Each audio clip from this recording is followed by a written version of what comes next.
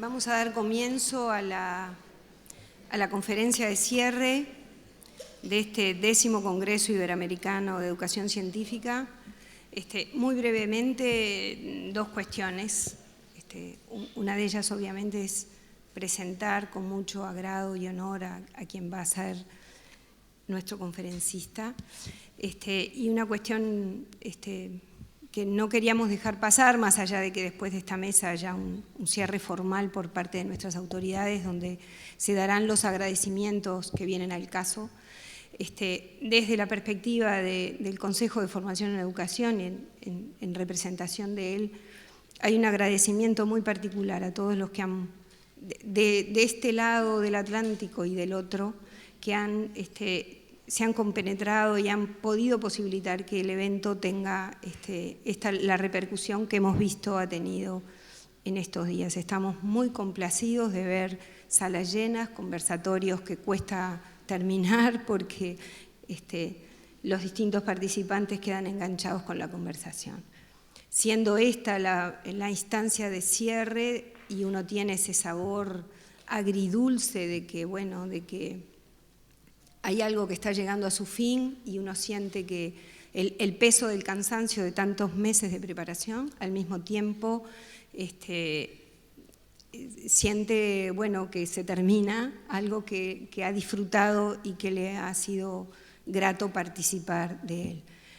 Desde nuestro lugar, el deseo de que estas instancias hayan sido instancias formativas, donde uno redobla la capacidad para poder reflexionar sobre los temas que involucran la enseñanza y el aprendizaje desde el punto de vista de las ciencias, sentir que siempre estamos en debate, con la mirada proyectiva que dentro de 2 años podremos volvernos a encontrar en otro lugar, probablemente debatiendo sobre las mismas u otras cuestiones, pero siempre en pos de una mejora de lo que es la educación científica para las distintas ciudadanías. Un agradecimiento muy particular, yo sé que después va a ser, a los equipos de trabajo que están detrás de todos estos emprendimientos. Yo le comentaba a Pozo, y permítanme estos minutos, lo bien que hace ver a aquellas personas con las que uno convive en otras tareas, sobre todo en lo que tiene que ver con la gestión, cómo asumen en un emprendimiento de características distintas como tiene un congreso de esta envergadura, otros papeles, otros roles, con la misma humildad y compromiso para que la tarea salga la mejor posible. Por eso hoy, muy especialmente, a todos ellos va el agradecimiento desde el Consejo. Y ahora viene el momento en que tenemos que presentar a nuestro conferencista, que no necesitaría demasiada presentación, pero las normas dicen que así debemos hacer. Juan Ignacio Pozo es doctor en Psicología de la Universidad Autónoma de Madrid, en cuya Facultad de Psicología es catedrático impartiendo materias relacionadas con la psicología del aprendizaje, tanto en cursos de grado como de posgrado. Actualmente es coordinador del doctorado en Psicología en la mencionada universidad, además de coordinador del grupo de investigación reconocido Seminario Interdisciplinar sobre el Aprendizaje y el Cambio Educativo. Sus investigaciones han estado centradas en el aprendizaje en diferentes áreas del currículum: geografía, historia, física, química, música, gramática, etc. Especialmente en la educación secundaria y la universidad. En el ámbito específico del aprendizaje de la ciencia ha dirigido diversas investigaciones y tesis doctorales sobre la adquisición de conocimiento en física y química en diferentes niveles educativos, desde la educación infantil a la universidad, y muy especialmente en educación secundaria, casi siempre en colaboración con profesores de ciencias en esos niveles. Fruto de esas investigaciones son numerosos artículos en numerosas revistas, entre otras Infancia y Aprendizaje, Cultura y Educación, Enseñanza de las Ciencias, Cognición e Instrucción, International Journal of Science Education, Investigaciones en las Ciencias brasilera, Learning and Instruction, Revista de Psicodidáctica y Journal of Education, Computing Research. Ha publicado varios libros sobre esta temática, como Aprendizaje de la Ciencia y Pensamiento Causal, publicado en el 87, producto de su tesis doctoral, y Aprender y enseñar ciencia en colaboración con Miguel Ángel Gómez Crespo, publicada en el 98 por Morata. Ha editado también junto a Fernando Flores, Cambio conceptual y representacional en el aprendizaje y la enseñanza de las ciencias, Madrid, Antonio Machado. Asimismo, ha desarrollado una labor teórica en el análisis y la propuesta de modelos cognitivos de aprendizaje, fruto del cual ha dirigido también varios proyectos y tesis doctorales, además de escribir numerosos artículos y más de una veintena de libros, siendo los más recientes Psicología del aprendizaje humano, Adquisición de conocimiento y cambio conceptual, de Morata 2015, y Aprender en tiempos revueltos, la nueva ciencia del aprendizaje, Alianza 2016. Ha participado en numerosas actividades de formación y capacitación del profesorado tanto en España como en diversos países de Latinoamérica. En los últimos años, dentro del grupo de investigación mencionado, ha investigado la influencia de las concepciones de los profesores y los alumnos en las prácticas escolares y cómo el cambio de esas concepciones puede contribuir al necesario cambio educativo. En esta línea, en los últimos años se está investigando las concepciones y prácticas de aprendizaje y enseñanza de profesores y alumnos. Parte de estas investigaciones se publicaron en colaboración con investigadoras de la Universidad Autónoma de Madrid, así como de otras universidades latinoamericanas, en el volumen Nuevas formas de pensar la enseñanza y el aprendizaje, las concepciones de profesores y alumnos, editorial Grau, de 2006. Sobre esta misma temática ha publicado también el libro Aprender a dibujar y a escribir, las perspectivas de los niños, sus familias y maestros, Buenos Aires, Novedades Educativas, 2010, junto a Nora Scheuer y Montserrat de la Cruz, de la Universidad Nacional de Comahue, en Bariloche. En esta dirección está coordinando actualmente un grupo de investigación sobre el cambio de las prácticas de enseñanza y aprendizaje en el área de la música. En todo este relato, y sobre todo especialmente para los que son uruguayos habitando en esta sala, hay un libro que no está mencionado en lo que él mismo nos ha aportado y que para nosotros ha sido particularmente formativo, y ha sido el libro Aprendices y Maestros, no solamente su versión original del 99, sino también su reedición revisada además por el propio autor en el 2009. Ignacio, la platea es toda tuya, muchas gracias.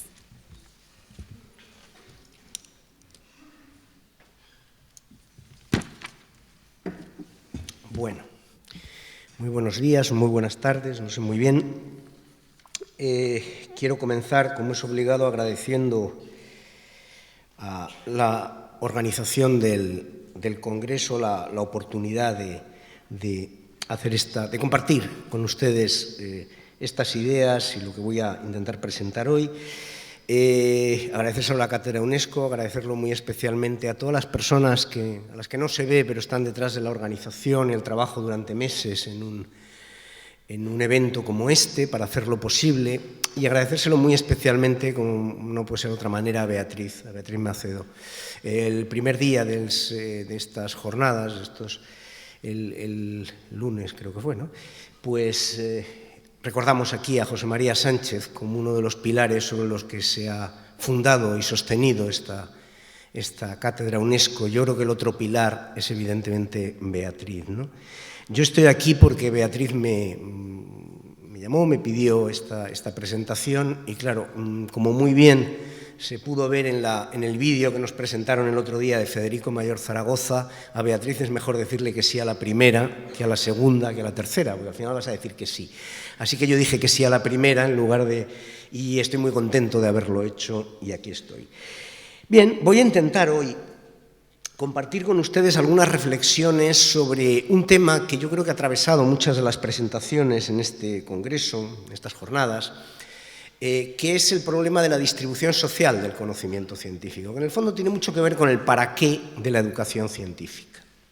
Pero lo quiero hacer también situándolo en el contexto de los tiempos que estamos viviendo y de los espacios de difusión de la información y el conocimiento que estamos viviendo, que yo ahí los caracterizo como los tiempos de la posverdad. Y luego me referiré más en detalle a qué quiero decir con ello. Bien, en esta presentación voy a intentar compartir con ustedes 4 preguntas. Voy a estructurar toda la presentación en torno a estas 4 preguntas. Las preguntas son, en primer lugar, ¿en qué medida estamos logrando o no una verdadera alfabetización científica? La respuesta se la pueden imaginar. Entonces, el segundo punto es ¿por qué es tan difícil distribuir socialmente el conocimiento científico a pesar de los esfuerzos que desde todas las reformas educativas hechas en nuestros países se han llevado a cabo en los últimos 20, 25, 30 años? En tercer lugar, voy a intentar reflexionar también sobre el impacto que están teniendo las redes sociales, Internet y las nuevas tecnologías en este combate por la alfabetización científica. Y finalmente, algunas sugerencias o ideas sobre cómo podemos promover en las aulas y fuera de ellas una verdadera cultura científica. Obviamente, me interesa que a lo largo de mi presentación ustedes compartan conmigo estas preguntas, no necesariamente las respuestas que yo voy a dar. Yo voy a proponer algunas respuestas, algunas de ellas relativamente contundentes y no tienen por qué compartirlas. No ese es el objetivo es que entre todos reflexionemos. A mí me parece que estas preguntas son básicas y centrales para el proyecto de educación científica en todos nuestros países. Voy a presentar quizá mucha información, tengo ese vicio, ese defecto, así que les pido sobre todo que se queden con la música, no con la letra. No se obsesionen por cada una de las pantallas que van a ver, sino sobre todo por lo que hay detrás de ella, que yo creo que en la relación entre estas 4 preguntas va a ser relativamente claro, espero. Otra cosa son los detalles de algunas de las ideas que voy a sostener. Bien, mi punto de partida va a ser un libro que publicó el año pasado el prestigioso psicólogo cognitivo Steven Pinker, uno de los más importantes hoy en el panorama internacional, con el título que ven ahí, Enlightenment Now, es decir, la ilustración hoy, la ilustración ahora. El argumento básico de Pinker es que, basándose en un sinfín de datos, en cientos de datos y gráficas, en una enorme cantidad de evidencia empírica, él sostiene que la difusión social de la ciencia, la tecnología y el conocimiento humanista, que fue el gran proyecto ilustrado, ha supuesto una mejora generalizada, global, en la calidad de vida en todas nuestras sociedades. Ha extendido la esperanza de vida, ha reducido las diferencias sociales, ha reducido la pobreza, ha mejorado o ha reducido también la solución violenta de los conflictos, etcétera, etcétera. Bien, yo no voy aquí a argumentar ni a favor ni en contra de Pinker, aunque hay muchos datos que él muestra que son verdaderamente importantes, pero también hay cosas muy dudosas y muy discutibles en su argumentación. No es ese mi objetivo. ¿Por qué traigo aquí el libro de Pinker? Bien, el libro de Pinker yo creo que para mí es importante, o la idea del libro, porque en realidad resume para mí lo que es el gran proyecto educativo en nuestras sociedades. La escuela es en gran medida un producto del sueño ilustrado. Enseñamos conocimiento, queremos educar en formas de conocer, porque creemos que ese conocimiento hace mejores a las personas y a las sociedades. Si no creyéramos esto, yo creo que el proyecto educativo se diluye totalmente, no tiene ningún sentido.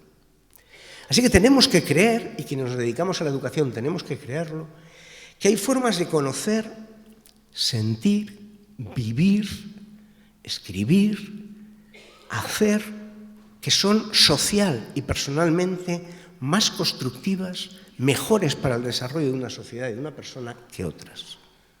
Si no, dejémosles a los alumnos con sus formas de conocer, de pensar, de creer. Por lo tanto, la pregunta de Pinker es enormemente importante. ¿Realmente estamos consiguiendo que ese proyecto ilustrado mejore nuestras sociedades? Yo creo que otra de las razones, digamos que desde mi perspectiva, insisto, no voy a defender la posición de Pinker. Es más, yo creo que hay muchos agujeros en su argumentación y para mí buena parte de estos agujeros, de estas fallas, tienen que ver con que para que el conocimiento realmente impacte en la sociedad, no hace falta solamente con que los líderes, los expertos y los tecnólogos o genere, no, la industria genera a partir de ese conocimiento tecnologías, formas de pensar, sino que tenemos que lograr distribuir socialmente esas formas de pensar. O conseguimos que ese conocimiento generado sea un patrimonio social compartido, o no conseguiremos realmente cambios sustanciales en las formas de vida y en las prácticas de las personas. Y ahí es donde voy a dirigir mi argumentación. Voy a dirigirla al punto en el que, si queremos realmente que se cumpla esto que Pinker dice, necesitamos permear ese conocimiento, incluido el conocimiento científico, a la mayor parte de los ciudadanos y ciudadanas. Voy a sostener que la mente humana, que de alguna manera, como dice el propio Pinker en otro de sus trabajos, es el vestigio arqueológico más importante que tenemos, la mente humana viene dotada de ciertas competencias, capacidades, recursos funcionales, cognitivos, pero que es el proceso de alfabetización, que es el proceso de inculturación, de incorporación a una cultura, el que transforma esas capacidades de la mente, haciendo posibles nuevas formas de pensar, sentir, vivir. La ciencia no es un producto de la mente natural, la ciencia es un producto cultural. La ciencia aparece como parte de una historia, de un progreso, entre comillas, en nuestras sociedades que hace necesarias esas formas de pensar y de sentir. Si queremos que los ciudadanos se incorporen a la ciencia, tenemos que incorporarles a prácticas que hagan necesarias esas formas de pensar. Porque desde la intuición, la ciencia no es necesaria.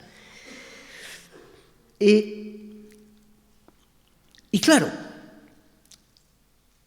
si nosotros intentamos analizar qué estamos logrando desde el punto de vista de la educación, de esta distribución social del conocimiento, nos encontramos con lo que yo he dado en llamar la paradoja del aprendizaje. La paradoja del aprendizaje es muy sencilla. Si ustedes lo piensan, nunca ha habido tantas personas en la historia de la humanidad intentando aprender tantas cosas diferentes en tantos contextos distintos. Podemos afirmar que nunca se ha dedicado tanto tiempo, tantos recursos sociales, cognitivos, económicos al aprendizaje. Aprendizaje que se prolonga en la escolaridad, pero que va más allá de la escolaridad obligatoria. Se prolonga también porque cada vez más personas prolongan esos estudios, acceden a la educación superior, afortunadamente. Incluso el ocio está impregnado de aprendizaje. Hay toda una verdadera industria del aprendizaje en torno al ocio. Nos dedicamos horas y horas a aprender. Y la paradoja es que, habiendo tanta gente aprendiendo tantas cosas, quizá nunca ha habido tanta insatisfacción con el aprendizaje, tanta sensación de que no estamos logrando que se aprenda lo que nos proponemos. Esta es la paradoja. Nunca ha habido tanta gente aprendiendo tantas cosas para aprender tan poco. O eso parece. Algunos datos que podrían avalar esta idea. Famoso informe PISA. No voy a decir una palabra sobre PISA, si luego en el debate discutimos sobre PISA, es ventajas y desventajas y qué supone PISA. Pero PISA es la base de datos más enorme que hemos tenido nunca sobre la educación. Quizá se podría invertir el dinero en hacer otras cosas mejores, pero desde luego en la medida en que la tenemos, usémosla. Y desde luego el informe PISA nos muestra de manera clara que los niveles de comprensión lectora, matemática y científica, que son las tres grandes áreas que mide PISA, para mí PISA, el mayor problema de PISA no es lo que mide, es lo que no evalúa, ese es el gran problema de PISA, todo lo que deja fuera. Y en estas tres áreas sabemos que los resultados son muy decepcionantes en general en todos nuestros países. Así se presentan. Desde luego en España, cada vez que se publican cada 3 años los datos de PISA, ya por diciembre, se produce una especie de escándalo a nivel nacional, todo el mundo se rasga las vestiduras, durante una semana, no dura más, porque a la semana ya hay otro escándalo más importante, y todos los medios de comunicación hacen una presentación catastrófica de los resultados de PISA. Esto suele ser así. Es decir, cada vez estamos peor, etcétera, etcétera. Si lo pensamos también, el aprendizaje de segundas lenguas, tan necesario en nuestra sociedad, está muy por detrás de lo que necesitamos. Si lo pensamos, la alfabetización científica, y luego iré a ello también. El aprendizaje social, tenemos problemas de bullying, de maltrato, de violencia de género. Tenemos infinidad de problemas sociales que reflejan que nuestra educación no está logrando que nuestros jóvenes y adultos interactúen, resuelvan sus conflictos a través del diálogo en lugar de a través de la violencia o la imposición. Claro, pero todos estos datos muestran que realmente estamos aprendiendo tan poco. Pues parece ser así. El Banco Mundial, en un informe reciente, hay que recordar que el Banco Mundial no es precisamente un sindicato de profesores antisistema o de elementos antisistema que intenta destruir la sociedad occidental. Es otra cosa, como todos sabemos. Y el Banco Mundial ha dicho esto: nos hallamos ante una crisis del aprendizaje. La escuela está fallando a los estudiantes. Bien, en parte es así, pero a mí me gustaría también minimizar esta visión catastrofista, o si quieren ustedes, compensarla con otros datos. ¿Realmente es verdad, como se suele, por lo menos en España, intentar mostrar o hacernos creer que cada vez se sabe menos, que cada vez se aprende menos y en el fondo se nos está reclamando una vuelta a una enseñanza tradicional, una vuelta a una enseñanza de la de siempre, selectiva, exigente, la cultura del esfuerzo? Una enseñanza de la que, por cierto, no nos hemos alejado tanto como para tener que volver a ella. Habría que preguntarnos si nos hemos ido alguna vez, ¿no? Pero, ¿es real que vamos hacia atrás? Miren ustedes algunos datos. Hay un programa también de la OCDE, que saben que es el organismo también que impulsa PISA. Hay que recordar que la OCDE tampoco es un sindicato progresista. La OCDE es el intento del capitalismo mundial. La idea básica es que para mantener la economía capitalista que tenemos necesitamos productores y consumidores de símbolos.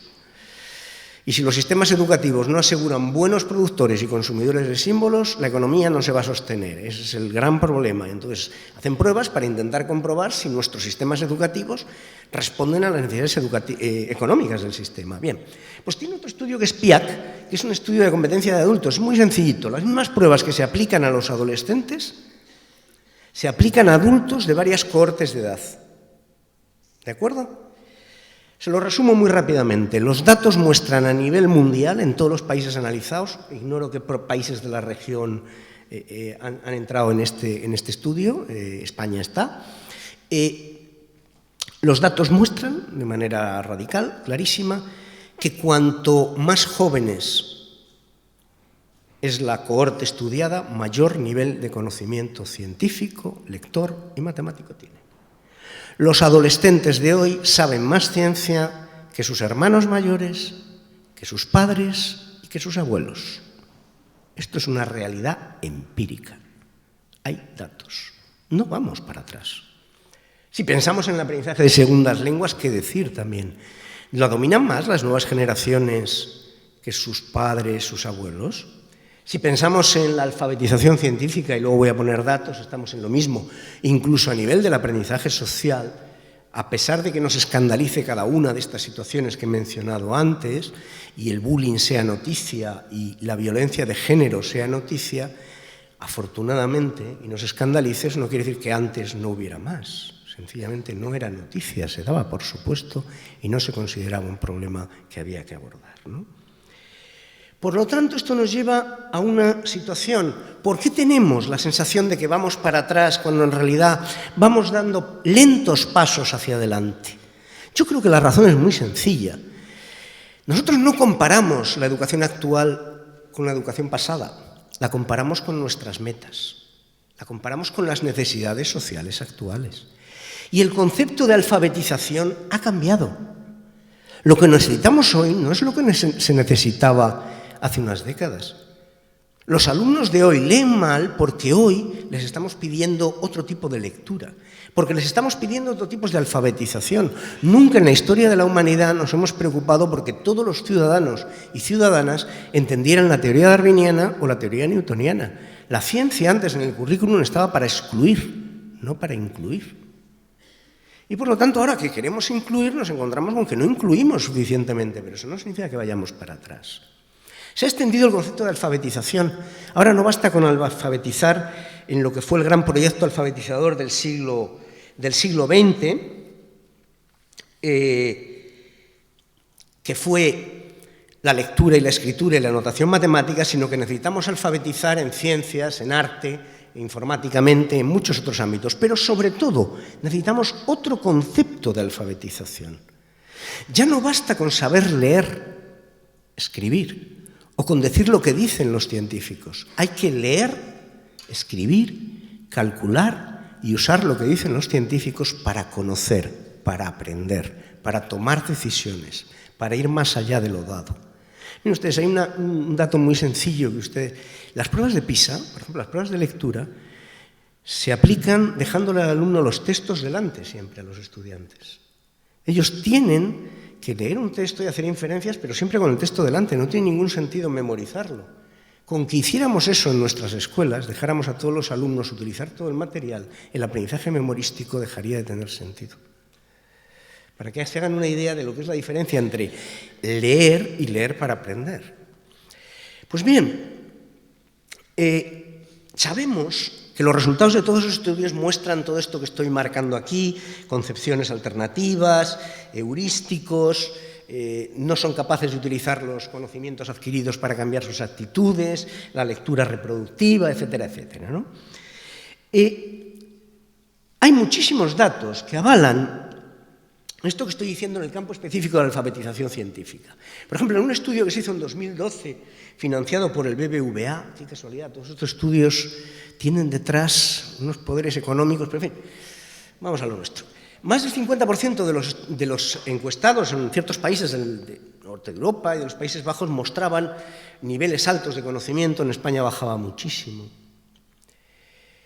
Pero un dato muy interesante, las diferencias se reducen mucho entre los jóvenes. Son las generaciones mayores donde aparecen estas diferencias más acusadas, lo que les estaba señalando antes. O, ¿qué pasa, por ejemplo? Una cuestión que luego voy a recuperar. Dentro, además de esa idea de que la edad y el nivel de estudios era un buen discriminador, había otra idea muy importante en este estudio. El principal canal de información de los contenidos científicos era la televisión. Estamos hablando de 2012, ahora no será la televisión, como todos sabemos. Y esto tiene que ver con lo que luego voy a recuperar, ¿no? Datos también, por ejemplo, que me parecen importantes porque luego voy a hacer mención a esto. Saben ustedes, Estados Unidos es el país más desarrollado científicamente del mundo, con mayor producción científica, ¿no? Bien, el 16% de la gente en Estados Unidos cree que la teoría darwiniana es cierta y el 36% que es probablemente cierta. Así que tenemos un 48% que cree que no es cierta.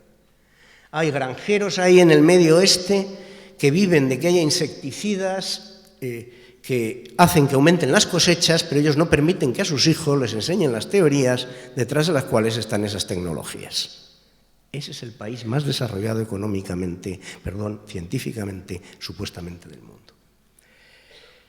Solo el 50% de los ciudadanos de Estados Unidos cree que el calentamiento global es debido sobre todo a la acción humana, el 20% se opone a vacunar a los hijos. En general, buena parte de la población no diferencia ciencia de pseudociencia. Muchos temas que ustedes conocen y que están ahí en la sociedad. Tema de las vacunaciones. Hace poco Italia ha aprobado una norma en la que prohíbe escolarizar a un niño o niña en educación infantil si no está vacunado. Porque está creciendo, están resurgiendo enfermedades como el sarampión, etcétera, etcétera, porque hay padres que consideran que, como ustedes saben, hay una teoría por ahí difusa que dice que las vacunas están causando enfermedades o trastornos como el autismo, etcétera, etcétera, ¿no? La negación del cambio climático, el mal aprovechamiento que hacemos de los antibióticos porque no entendemos la diferencia entre las enfermedades causadas por un virus y por una bacteria y por lo tanto hacemos un sobreuso de los antibióticos. El tema de la pseudociencia, fíjense, esto es una encuesta hecha en España, no hace mucho, en 2016, por la FECIT, y un dato interesante o llamativo. Creen en la acupuntura el 60% de las personas. Creen en la homeopatía el 52,7% de las personas. En España se acaba de aprobar también una norma prohibiendo o persiguiendo las pseudoterapias, excluyéndolas del mundo académico, intentando... Todo esto son pruebas de que la divulgación, de que nuestra alfabetización científica no está funcionando. ¿Y por qué no está funcionando? ¿Por qué es tan difícil? Y con esto paso a la segunda de las preguntas. Esta segunda pregunta tiene más que ver con lo que sería el marco teórico con el que nosotros hemos trabajado y dado que lo he presentado ya en otros congresos, concretamente hace 2 años en Mendoza y creo que está en muchas de nuestras publicaciones, pues para que ustedes no tengan la sensación aquella del día de la marmota, pues voy a intentar pasar rápidamente por algunas ideas y simplemente dar una pincelada general y luego llevarlo a un terreno que me parece particularmente interesante. No voy a analizar las ideas erróneas de los alumnos sobre la ciencia o su incomprensión de la ciencia. Voy a analizar la dificultad que tenemos los docentes, los profesores, para apropiarnos de las ciencias de la educación. Cómo las ideas que hay sobre el aprendizaje y la enseñanza son, en muchos casos, están tan desviadas del conocimiento científico como esto que acabamos de oír de la homeopatía, los antibióticos, el cambio climático. ¿Por qué es tan difícil distribuir socialmente el conocimiento académico? A mí hay una metáfora que me gusta mucho de un antropólogo cultural francés, Dan Sperber, que dice que habla de la epidemiología de las representaciones. Y dice, en la mente humana, en las sociedades hay representaciones, formas de pensar. Él llama representación al conjunto de modos de pensar, hacer compartidos en una cultura. Entonces, dice, hay representaciones que se contagian con mucha más facilidad que otras.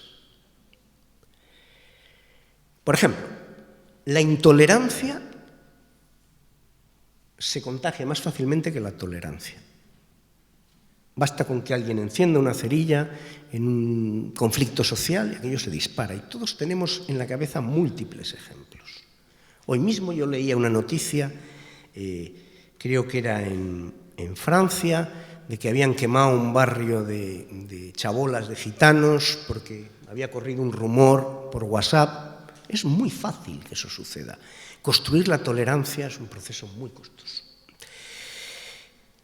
Todas las sociedades tienen ideas religiosas, no todas las sociedades tienen ideas o creencias o modelos científicos. La ciencia no es algo que corra fácilmente en la mente humana. Por utilizar esta misma metáfora de Sperber, él dice, hay representaciones sociales que basta con que alguien las estornude para que contagie a todo el mundo. Y hay otras que necesitan que por más que las estornudamos, las divulgamos, las presentamos, las distribuimos, la gente sigue siendo resistente a asumirlas. Así que la mente se nos presenta, como señalábamos Miguel Ángel Gómez Crespo y yo en un artículo hace ya bastante tiempo, como un sistema inmunológico cognitivo.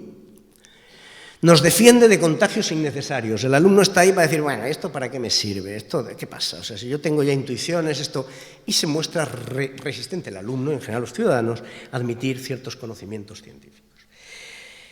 Esta idea de una mente resistente al cambio cognitivo, resistente al aprendizaje, está muy vinculada a lo que hoy en psicología cognitiva se conoce como los modelos duales de la mente. En estos modelos se asume que nosotros disponemos, recuerden que yo decía, nosotros disponemos, vamos a decir, de fábrica, disponemos, en cuanto seres humanos, compartimos una serie de procesos psicológicos básicos que serían una mente que aquí se llama uno, una mente implícita, experiencial, rápida, heurística, asociativa, automática, una serie de características. Básicamente, una mente que nos proporciona representaciones implícitas. El otro día hablaba Elena Martín de las teorías y concepciones implícitas de los docentes. Bien, y las concepciones implícitas de los niños y niñas sobre los objetos, la naturaleza, la sociedad. Y luego hay una mente dos, una mente explícita que está mediada por sistemas simbólicos, que es la mente que tenemos que construir a través de la alfabetización. La mente 1 produce resultados relativamente universales. Hay muy pocas diferencias entre culturas. Pongo un ejemplo. Una consecuencia de la mente 1 a la que luego me referiré es la tendencia a tratar con la gente de forma estereotípica, es decir, de crear estereotipos de los grupos sociales. Bien, eso es un universal cognitivo. Por supuesto, cada sociedad tiene estereotipos de distintos grupos sociales, pero no hay forma de interactuar socialmente sin estereotipos, sin categorizar a las personas en función de ciertos rasgos y actuar con ellas como si esos rasgos fueran propios de las personas y no de la mirada que yo hago sobre ellas, ¿no? La ciencia intuitiva, la física intuitiva, la química intuitiva, un poco menos la biología intuitiva, porque tiene muchas dimensiones sociales, son también en gran medida universales cognitivos. En cambio, la producción racional, simbólica, reflexiva, está mediada por esos sistemas de alfabetización. Tradicionalmente nosotros diferenciamos entre las representaciones implícitas y las explícitas, entendiendo que una representación implícita es una respuesta a una pregunta que no te has hecho. Yo suelo poner un ejemplo muy gráfico. Si tú vas a cruzar una calle y ves venir un coche, la decisión sobre si me da tiempo a cruzar la calle la basas en una representación implícita. Hay una física intuitiva que te dice que te da tiempo. Si tú hicieras como en los problemas escolares, diciendo, calculando la velocidad del móvil y no sé qué, el rozamiento, no cruzarías nunca. Estarías todo el tiempo haciendo cálculos y pasando coches. Nuestra psicología intuitiva, nuestra capacidad de detectar si una persona es confiable o no, nos está mintiendo o no, se basa en la mente uno, se basa en la intuición, no se basa en un análisis exhaustivo, explícito, deliberado. Nuestras teorías implícitas sobre cómo enseñar y cómo ayudar a otros a aprender se basa también en esa mente uno. Y esa mente uno tiene una serie de características que voy a mencionar muy rápidamente funcionales. La primera ya le he dicho, nos da respuestas a preguntas que no nos hemos hecho. Esto es enormemente económico, es fantástico tener respuestas a preguntas que no te has hecho. Si cada vez que tuvieras que hacer algo tuvieras que preguntarte cómo, por qué, para qué, el 90%, 95%, no sé calcularlo muy bien, de nuestra vida cognitiva se basa en automatismos. Se basa en dar por supuestas cosas y actuar como si fueran a suceder. Porque si cuando nos levantamos por la mañana y nos vamos a preparar un café, tuviéramos que reflexionar sobre cómo funciona una cafetera y entender cómo funciona, no llegaríamos a tomarnos el café. Solo nos preguntamos cómo funciona la cafetera cuando no funciona. Nos vamos a la ducha y sale agua caliente, eso es impresionante. ¿De dónde ha salido ese agua caliente en pleno invierno? ¿Cómo se produce eso? No nos lo preguntamos. Vamos a clase y planteamos una tarea a los alumnos y los alumnos se ponen a hacerla y no nos preguntamos por qué. Ahora, si uno no se pone a hacerla, decimos, ¿por qué no la hace? Cuando la buena pregunta sería, ¿y por qué la hacen los demás? En fin, tenemos creencias sobre el mundo y actuamos como si fueran reales, ¿no? Segundo, se basa en sensaciones corporales, son representaciones encarnadas. Esta es una idea muy importante. No es ya que la mente esté en el cuerpo, cosa que si alguien lo niega, pues no sé, tenemos ahí una cosa muy rara. Es que el cuerpo está en la mente. Es que la mente es una estructura para regular la relación con el mundo a través del cuerpo. Decía Antonio de Amasio, un neurocientífico portugués que trabaja en Estados Unidos, que nosotros, el constructivismo, fíjense, la visión más radical que yo he leído del constructivismo es, nosotros no estamos nunca en contacto con el mundo. Nosotros no percibimos la realidad, percibimos los cambios que la realidad produce en nuestro cuerpo. ¿Por qué los alumnos tienen tanto problema para entender el concepto de calor y lo confunden con temperatura? Pues porque somos sensibles a la temperatura, no al calor entendido como intercambio de energía. No, somos sensibles a los cambios de temperatura. Nuestro cuerpo nos informa de unas cosas y esas cosas subyacen a nuestras creencias implícitas. Es una mente, esto es muy importante, que no duda. Rechaza la incertidumbre que conlleva.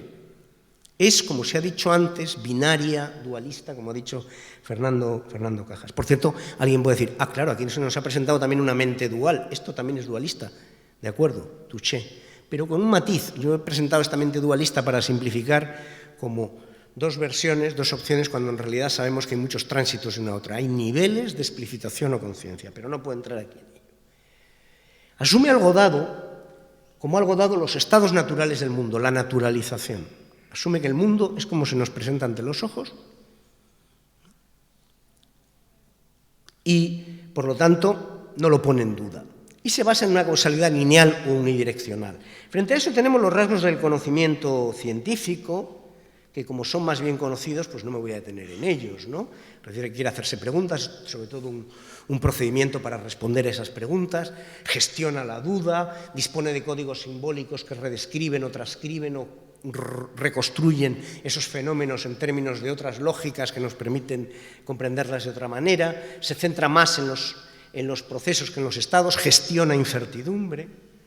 Hablamos de hipótesis, porque no hablamos de certezas, hablamos de algo que se puede comprobar o no, y se sustenta en una comprensión compleja. Podríamos decir de manera muy simple que la mente uno se dedica a hacer simple lo complejo y la mente dos a hacer complejo lo simple. O sea, si yo tengo aquí esta copa sustentada aquí, para la mente uno no hay ningún problema. Para la mente dos hay que explicar por qué esto está aquí. Para nosotros hay que explicar ¿Por qué se mueven las cosas? Sabemos que para la física no hay que explicar por qué se mueven las cosas, sino por qué cambian su cantidad de movimiento.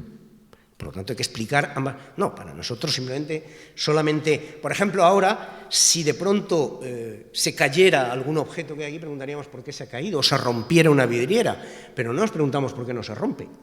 Para un ingeniero es una buena pregunta, pero para nosotros la única pregunta es cuando las cosas violan nuestra expectativa. Bien, avanzo, y voy a intentar mostrar, como les he dicho antes, algunos ejemplos, pero no quiero centrarme en las dificultades que tienen los alumnos para comprender la ciencia.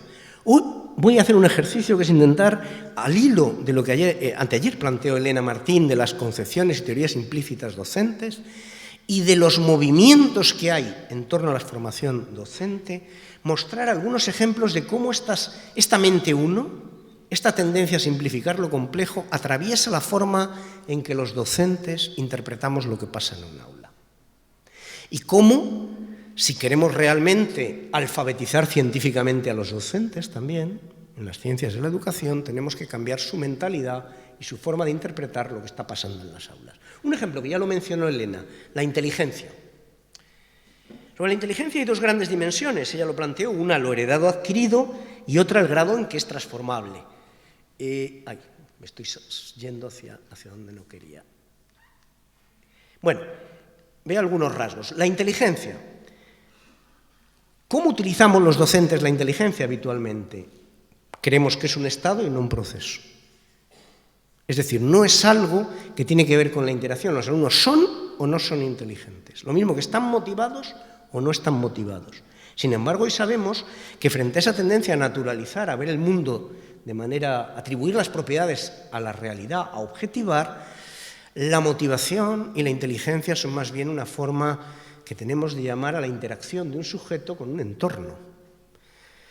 A mí no me gusta nada el término inteligencia, con lo cual, cuando hablamos de inteligencias múltiples, me gusta mucho menos, porque hay unos cuantos términos de inteligencia. Es decir, yo creo que la inteligencia es mucho mejor, aunque aquí se ha criticado hablar de competencias, que hablar de inteligencia. Porque las competencias tenemos claro que son transformables, que son contextuales, que dependen de tareas. Si alguien es inteligente o no, y yo soy profesor, ¿qué voy a hacer? Pongo un ejemplo. Nosotros estamos trabajando ahora mucho en música. Cuando los alumnos llegan a un conservatorio, con 7 años, hay un examen selectivo muy exigente, entran muy pocos. Y los profesores justifican la selección diciendo, es que ese alumno no tiene oído. ¿Qué es eso de que no tiene oído? Claro, ahora es mucho más fino decir, no tiene inteligencia musical. ¿Cómo sabe ese profesor si tiene inteligencia musical, si tiene oído? En realidad son las interacciones que tiene que hacer. Yo puedo pensar que eso son competencias que puedo transformar. Nosotros tenemos profesores en nuestro grupo que se dedican a trabajar con los alumnos que no tienen oído. Y vaya si tienen oído. Vaya si tienen oído. Si tú creas las condiciones para que ellos puedan desarrollar las competencias de gestión emocional, que es la música, porque la música consiste en hacer vibrar el aire para producir emociones en las personas, algo verdaderamente sorprendente. Pero la mente uno está diseñada así. Resulta que los sonidos organizados nos emocionan. Bueno, pues utilicémoslo, ¿no? Bien, entonces la inteligencia no es un estado, es un proceso.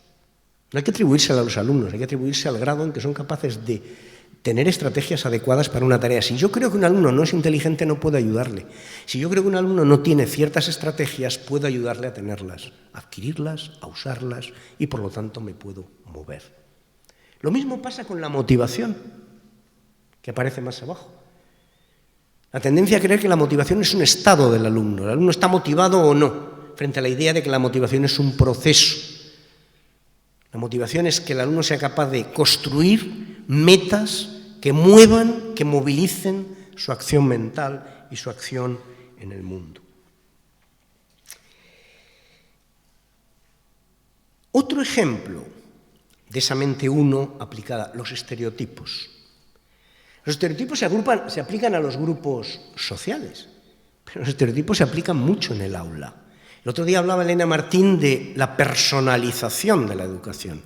Los estereotipos son la despersonalización de la educación. Yo no enseño a Luisa a Ramón, no, enseña a un alumno que es listo pero bajo. Lo meto en una categoría y actúa en función de eso. Los profesores usamos mucho los estereotipos. Tenemos respuestas a preguntas que no nos hemos hecho.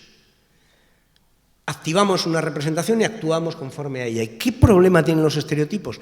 Que los estereotipos tienden a perpetuarse. Así como si yo tengo la creencia intuitiva de que si suelto este objeto va a seguir flotando en el aire, este objeto no tiene esa creencia. Lo que tiene está sometido a unas leyes físicas que le van a hacer caer. Pero si yo pienso que una persona no es confiable, la probabilidad de que se comporte de manera no confiable conmigo aumenta. Obviamente, ¿no?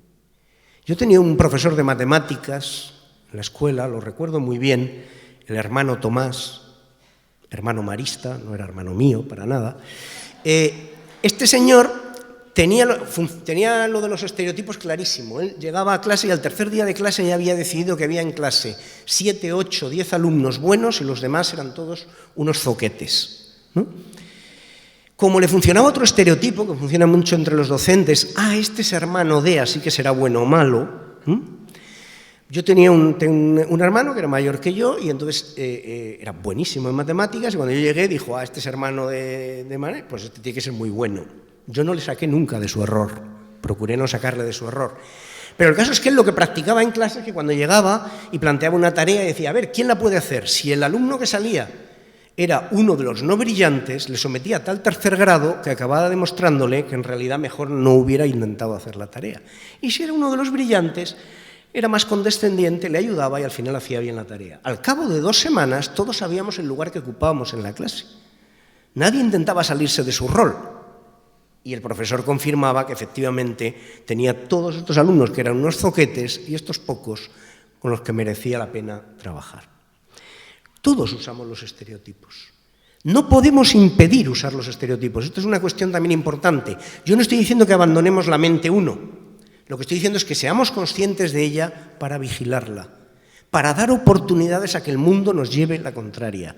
Para si yo creo que un alumno no va a ser capaz, darle la oportunidad de que demuestre que lo es. Si creo que un alumno o una alumna no está interesado, darle la oportunidad de que se interese por algo. Tenemos que poner en duda nuestra mente uno, las teorías implícitas, pero no las vamos a poder abandonar. Sin estereotipos no podemos funcionar. Porque si cada vez que conociéramos a una persona la tuviéramos que conocer individualmente, esto sería agotador. Afortunadamente tenemos categorías que nos permiten predecir la conducta de las personas en función de su profesión, de su grupo social, pero tenemos que concedernos, saber que las estamos usando para dudar de ellas. Y ahí hay otras 2 cosas en las que quiero insistir de una manera quizá un poco más enfática, procurando no pasarme de tiempo. Es el tema del papel de las emociones en el aprendizaje y el tema de la neurociencia, porque están particularmente de moda. Una moda que yo creo que es enormemente disolvente desde el punto de vista de la formación docente. Hemos descubierto, sí, tarde, sí, pero hemos descubierto que las emociones juegan un papel esencial en el aprendizaje. Que aprender es sobre todo una actividad emocional, que si no hay emoción no hay aprendizaje. Pero esto no quiere decir que la manera de resolver el tema sea pensar que la forma de fomentar una educación emocional sea crear estados emocionales favorables en el aula, trabajar la dichosa psicología positiva y pensar que lo que tenemos que hacer es ponernos todos en contacto con el universo para así poder aprender mejor. Miren ustedes, hay un país, y aquí hay varias personas que lo saben, hay un país de la región que ha dedicado parte de sus recursos de formación docente y de formación de educadores a que un gurú, un místico cuántico, un físico cuántico, venga a poner a los docentes en sintonía con el universo. Y una vez que sean felices y estén a gusto, enseñarán matemáticas bien. ¿Pero de qué estamos hablando? Esto se está extendiendo mucho. Hablaba el otro día Elena Martín de la mindfulness, la idea de que los niños tengan que concentrar. No tengo nada contra la mindfulness, pero el problema es que vincules las emociones al aprendizaje, no creas que es un paisaje emocional. Tiene que ser emocionante el acto de aprender, no que tú te pongas en un estado y luego aprendas un rollo como toda la vida. No, tiene que ser emocionante el acto de aprender, no jugar por fuera de las emociones. Y otro tema es el de las neurociencias. Las neurociencias son también otro ejemplo de esa causalidad lineal que yo decía antes. Lo hemos visto en la motivación, lo hemos visto en la inteligencia.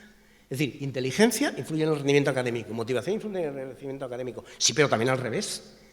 Lo que tú aprendes influye en la motivación que tienes, en tu inteligencia y en el papel de la neurociencia. Se está llegando a un peligroso reduccionismo. No tengo nada contra las neurociencias. Es más, yo creo que es una aportación muy importante. Pero otra cosa es la neuroeducación. No tengo nada claro qué es lo que aporta la neuroeducación. Quizás que yo ignore cosas que son básicas, ¿no? Pero fíjense ustedes, hay un peligro muy cierto. Y el peligro muy cierto es el reduccionismo que suponen estos modelos. También hay gobiernos en la región que han asumido, por ejemplo, que el proceso de alfabetización no es un proceso de cambio de las prácticas sociales, que los niños que no están alfabetizados no es que tengan una relación con el conocimiento, con las prácticas sociales de lectura insuficiente, porque su entorno familiar no lo favorece, porque la escuela no ayuda. No, es que tienen déficits neuropsicológicos. Hay un país, yo estuve una vez en un país de Latinoamérica, de cuyo nombre no quiero acordarme ahora, en el que algo así como el 25% de los niños estaban diagnosticados como niños con déficit de trastorno atencional. Y de esos niños, la mitad iban a clase dopados, famoso Ritalin. Les daba una pastillita para que fueran, que curiosamente es un estimulante, pero bueno, tiene un efecto sobre el sistema dopaminérgico que hace que se seden un poquito. Ese es el problema de la lectura. Los datos de PISA nos dicen que el mejor predictor de que un niño sea un buen lector es el número de libros que hay en su casa. Y el mejor predictor del éxito académico de un alumno es la profesión y el nivel educativo de la madre. ¿Esto qué tiene que ver con el Ritalin? ¿Qué tiene que ver? La mente humana no ha sido seleccionada para leer. La lectura es un invento de hace 5.000 años. La mente humana ha sido seleccionada para la mente 1. La mente 2 es una prótesis cultural y, por lo tanto, no es ahí donde está el problema. No es que los niños no puedan leer porque tienen déficits neurológicos. Es que la sociedad no les da las oportunidades de construir el tipo de representaciones y de prácticas necesarias para leer. Cuando uno impone esta lógica, lo que está haciendo, obviamente, es sacar fuera del sistema educativo cosas que hemos visto que son esenciales en cuanto a prácticas sociales. Bien, no me quiero detener más ni calentarme más. Y voy a pasar a la tercera pregunta, que creo que es muy importante, viendo todo esto. Es decir, intento resumir. Seres humanos disponemos de una tendencia cognitiva, de una predisposición cognitiva, una mente que tiende a reducir lo complejo a simple, que tiende a darnos respuestas fáciles, con poco costo cognitivo, con poco costo energético, que nos ayuda. Entre los seres humanos estamos también los docentes, he intentado ilustrar que también los docentes lo hacemos, adoptamos respuestas fáciles a problemas complejos en motivación, en inteligencia, en las emociones, en cada uno de esos aspectos. Pero si todo esto ya era complicado, ahora vienen las redes sociales y viene Internet. ¿Qué hace Internet por las mentes? Yo he oído aquí en varios momentos del Congreso la idea de que Internet es una ventana estupenda para mejorar el aprendizaje. Esto fue lo que se sostuvo durante un tiempo, lo que se planteó, que era la idea de que los nativos tecnológicos, la cultura digital, nos iba a permitir formas de conocer mucho más potentes que, digamos, la cultura impresa tradicional. Entre estas formas más potentes estarían estos rasgos, ¿no? Aprender mediante tecnologías permite un aprendizaje en tiempo real.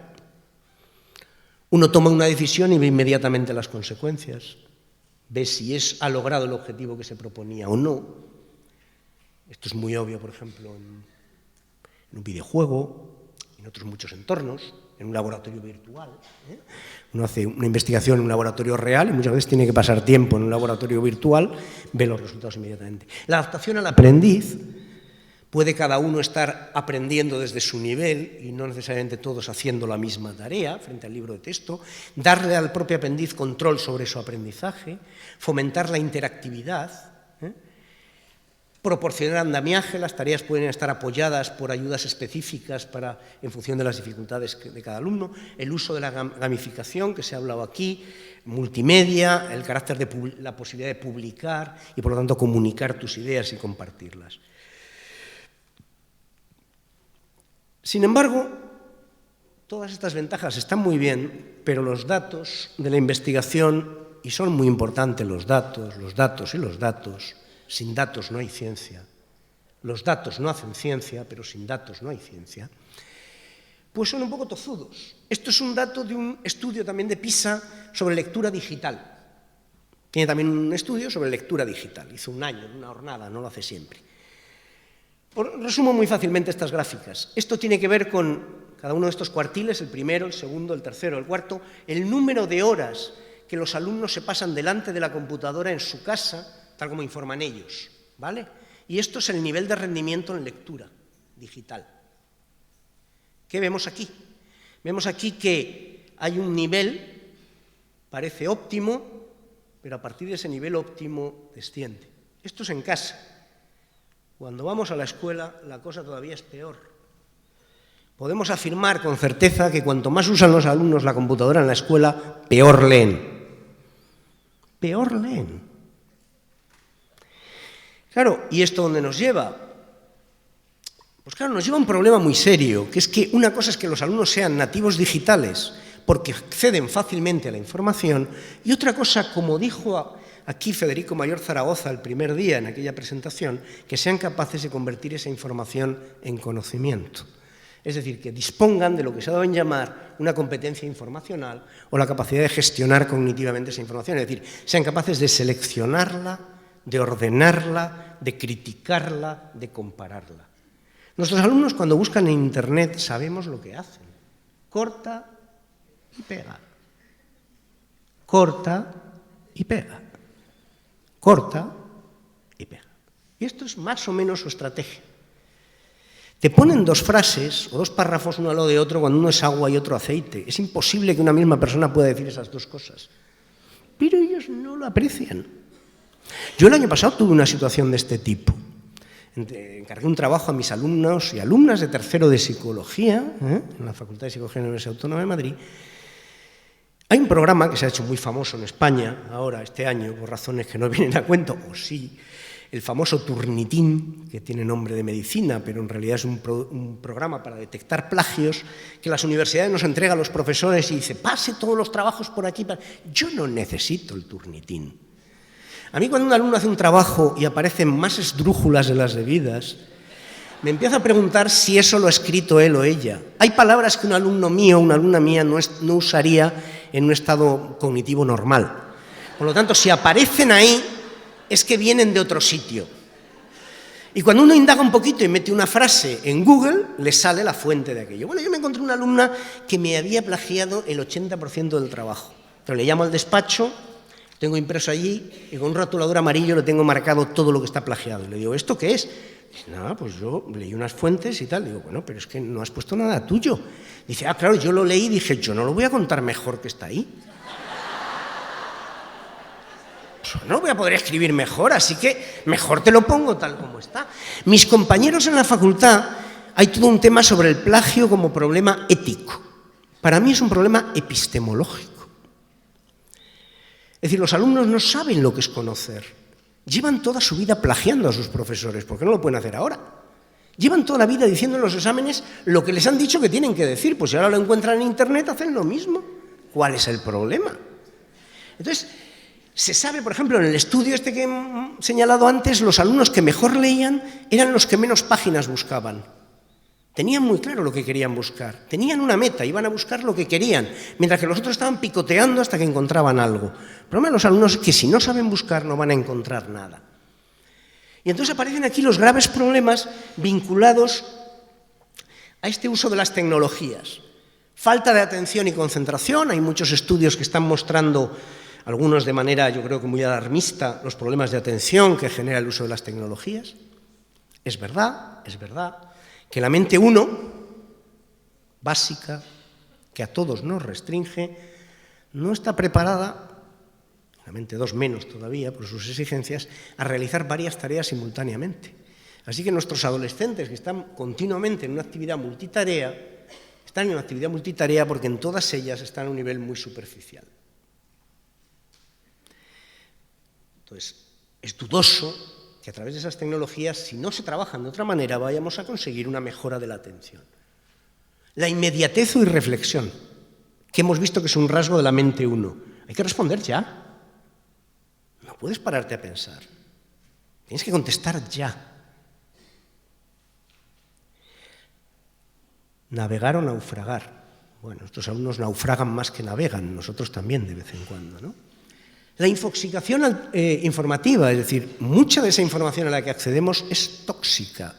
La han puesto ahí para envenenar nuestra mente, para llenarla de falsas representaciones. Las fake news y tantos otros contextos a los que luego me voy a referir. Las patologías comunicacionales. Alumnos y alumnas que dicen, yo tengo en Facebook 120 amigos. ¿Cómo vas a tener 120 amigos si no los puedes ni enumerar? ¿Qué concepto de amistad hay detrás de eso? Por ejemplo, hay muchos estudios que están mostrando que el bullying se está incrementando porque hacer bullying cara a cara pone en juego procesos de empatía, ver cómo el otro sufre o la otra persona sufre, y eso reprime las actividades, digamos, de abuso. Pero hacer bullying por Internet no produce ese feedback de recibir una estimulación que nos produce una respuesta emocional inquietante. Entonces es como una cosa como virtual. No tienes... Bueno, esto es un problema. La brecha digital y generacional. Todo esto está muy bien, pero se está aumentando la brecha y lo sabemos. No todo el mundo tiene acceso a estas tecnologías, etcétera, etcétera. Bien, esto ha llevado, como ponía antes ahí, a Mario Vargas Llosa a decir esta frase tan lapidaria y tan suya, por otra parte, de cuanto más inteligente sea nuestro ordenador, más tontos seremos. Bueno, me gusta más como lo dice el Roto, que es un dibujante español gráfico, enormemente satírico, y entonces dice aquí, dice, mentes estrechas en banda ancha, apañados estamos. Pero también es que lo dice Andreas Schleicher, este señor que hay aquí, es el coordinador de los proyectos PISA, y miren lo que dice. La tecnología en las aulas es todavía más perjudicial que beneficiosa. Esto es muy fuerte. Aquí estamos oyendo decir, incorporemos las tecnologías. Bien, yo estoy de acuerdo en muchas de estas ideas, pero no estoy de acuerdo en esta conclusión tan radical, ¿no? Y ahora lo argumentaré un poquito. Lo cierto es que se nos decía, y esto es una de las razones que yo quiero apuntar para este tema de la alfabetización científica en la era de la posverdad, se nos decía que la lectura digital iba a promover estas formas de aprender, una forma dialógica, intertextual. Se suponía que, a diferencia de un libro de texto, tú accedes a Internet y encuentras múltiples textos que tienes que integrar. Lo cierto es que las redes sociales están dando una visión monológica. A la gente le llega información, está en un grupo de WhatsApp o en un grupo de tal en que llega información sobre las vacunas y solo recibe la información que sesga en esa dirección. No es verdad que uno reciba múltiples puntos de vista, sino que son puntos de vista muy cerrados. En segundo lugar, frente a la idea de que iba a ser algo multimodal, utilizamos muchos códigos, traducimos de uno a otro, gráficas, palabras, imágenes, sonidos. Lo cierto es que son códigos muy poco elaborados. Hay un lingüista italiano, Raffaele Simone, que dice que las nuevas tecnologías son una vuelta a la oralidad. Son una vuelta a la oralidad. Inmediatez, falta de elaboración del código, más contenido emocional que epistémico. Y finalmente se nos decía que iban a ser unos contextos abiertos, inciertos. Uno maneja, como maneja muchas informaciones contradictorias, tiene que tomar decisiones. Lo cierto es que son contextos cerrados y ciertos. Te proporcionan una única visión del mundo. Cuando se habla de la divulgación científica y de la necesidad de exponer a los alumnos a diversos contextos de uso del conocimiento científico, no debemos olvidar que su contacto fundamental con la información es Facebook. Y ustedes saben cómo funcionan estos sistemas, ¿no? Uno piensa, ¡ay, qué bien, son gratis! No, no son gratis. ¿Con qué pagas? Con la gestión de tus procesos cognitivos. Tú les entregas tus procesos cognitivos. ¿Cómo? Pues muy sencillo. Ellos viven de que tú dediques atención. Cuanto más tiempo estás en una página o tal, más rentabilidad económica. Así que tienen que atraer tu atención de cualquier manera. ¿Qué van a atraer? ¿La atención de la mente 2 o la de la mente 1? Pues la de la mente 1, que no tienes defensa.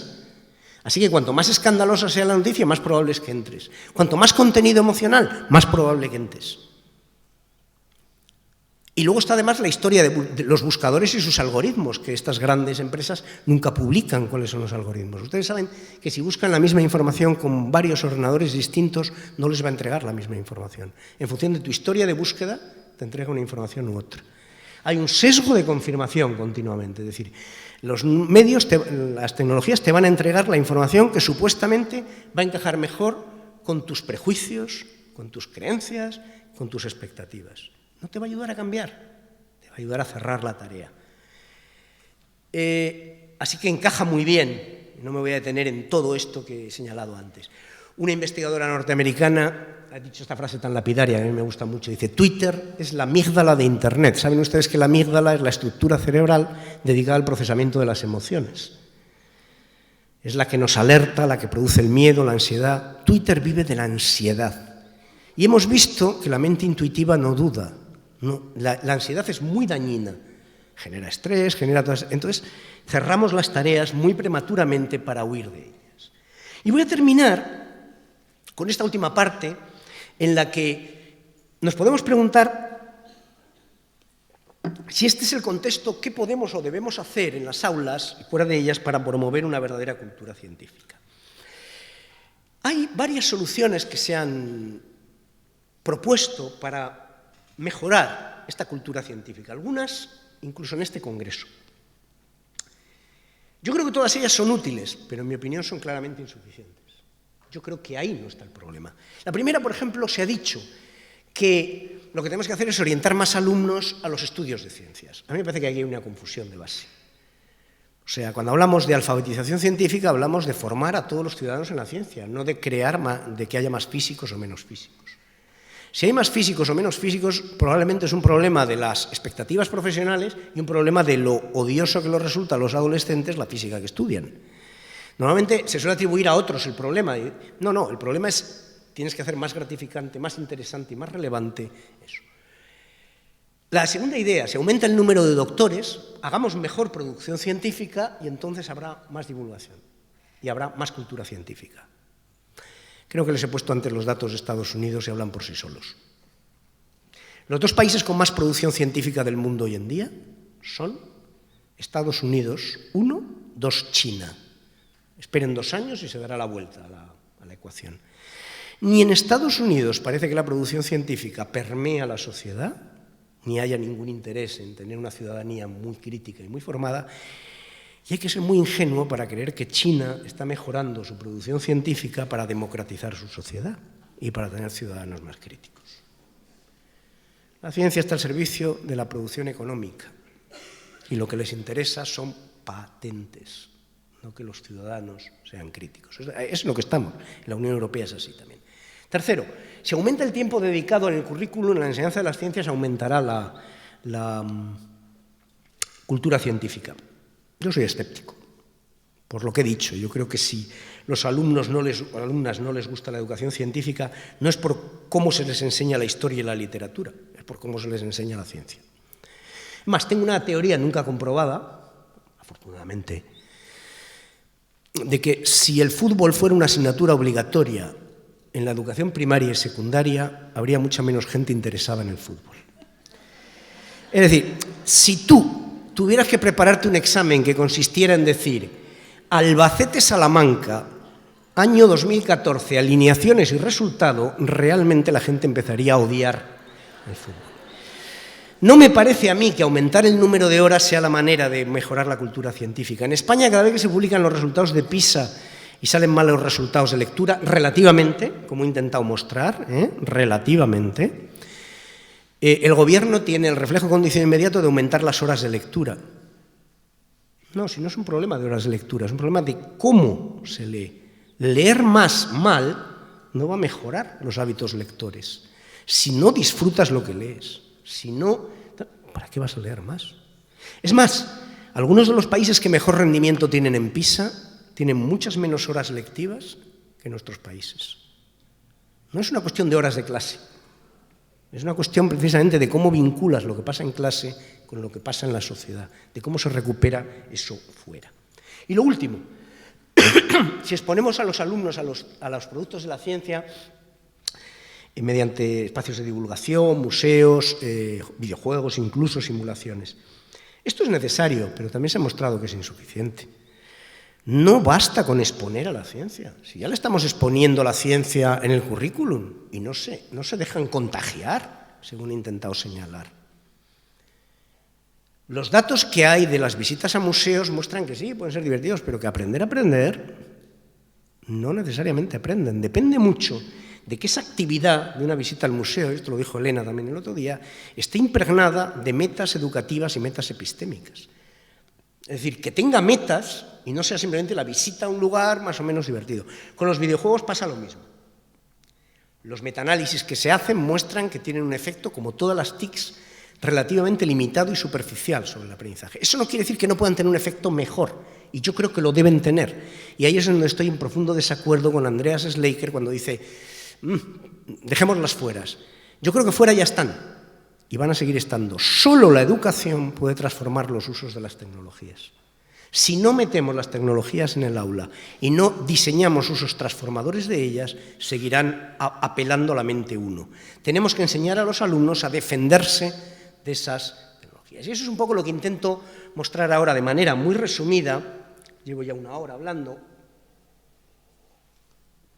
Voy a intentar que esta parte no dure más de 10 minutos para dejar tiempo a debate.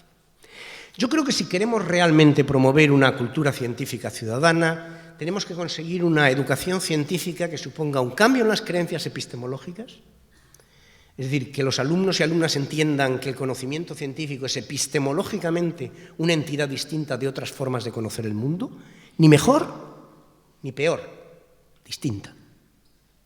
Yo puedo ver una puesta de sol y emocionarme mucho, y decir, qué bonito. Pero no debo olvidar que la puesta de sol es bonita porque hay contaminación. Y puedo analizar eso desde otra perspectiva. Y tengo otras perspectivas para analizarlo. Son cosas distintas, una cosa no impide la otra. Pero tenemos que constituir una epistemología del conocimiento científico. Los alumnos tienen que entender que pensar como un científico aporta formas de interactuar con el mundo que les enriquecen. Segundo, cambios en las formas de conocer, pensar, argumentar, comunicar. Esto que se llama competencias, pero en general saber usar el conocimiento científico para tomar decisiones. Y finalmente una cosa muy importante, que esos cambios en las ideas permeen la práctica, lleguen a cambiar las acciones. Como se ha dicho aquí, la teoría del cambio climático no la sabemos ya todos, pero eso no cambia mucho. Necesitaremos que cambien las acciones, las prácticas. Vamos con el primero de los elementos. Bien, aquí hay 2 ideas que quiero. Una, recuperar, ya se mencionó, además la he recordado yo ahora de Federico Mayor Zaragoza, la idea de información y conocimiento, me parece importantísima. Tener muy claro que no vivimos en la sociedad del conocimiento y que las personas solo vivirán en la sociedad del conocimiento en la medida que las empoderemos con unas capacidades que les permitan filtrar ese flujo informativo muy interesado, muy orientado, con poderes económicos muy fuertes detrás. Y ser capaz de analizar críticamente esa información que reciben, ¿no? Y esto nos plantea una segunda cuestión, también la cuestión epistemológica. Hemos dedicado muchos años, al menos lo hemos dedicado algunos, a criticar una educación científica basada en el positivismo, basada en la idea de que hay un saber establecido que es necesario transmitir y que cuando uno se empapa de ese saber ya tiene cultura científica. Hoy sabemos que no es así. Y no me voy a detener más en ello porque creo que todos lo compartimos. Pero me parece que hay un riesgo similar en el otro extremo del continuo, que es caer en el relativismo. Caer en la idea de que si asumimos que no hay ninguna verdad, todo es verdad y todo vale. Yo siento disentir con el planteamiento que se ha planteado, no lo siento, pero con el planteamiento que se ha hecho antes, en el sentido de, por ejemplo, de que una educación científica estructurada en torno a la idea del déficit cognitivo. Claro, el término déficit cognitivo suena muy mal, porque pensar que nuestros alumnos son deficientes, pero desde luego yo he intentado mostrar que la mente uno, la mente que nosotros tenemos incorporada de serie, no puede hacer ciencia, es muy limitada, no tiene esa capacidad. Tenemos que empoderarla a través de un proceso alfabetizador. Si educamos es porque creemos que podemos hacer a las personas mejores. Si no lo creemos, no eduquemos. Si yo no creo que la teoría darwiniana permite a los ciudadanos tomar mejores decisiones sobre su salud, sobre el medio ambiente, que sus creencias creacionistas de diseño inteligente o lamarckianas, ¿para qué le voy a enseñar esa teoría? ¿Para qué voy a insistir en que asuma ese modelo? Si yo no creo que una profesora que asume una concepción, vamos a llamar constructivista, centrada en el alumno, centrada en el desarrollo de capacidades de los alumnos, frente a uno o a una que se limita a transmitir contenidos, va a lograr mejores cambios en esa persona, dejemos a ese profesor o esa profesora. Es decir, enseñar requiere pensar que hay algo mejor que lo que tenemos. Y hay sistemas de valores, no lo discuto. Yo cuando intento explicar a mis alumnos esta idea del constructivismo como un punto intermedio entre el positivismo y el relativismo, acudo a un texto, y qué mejor, cómo no hacerlo aquí, al lado del Río de la Plata, un texto de Jorge Luis Borges.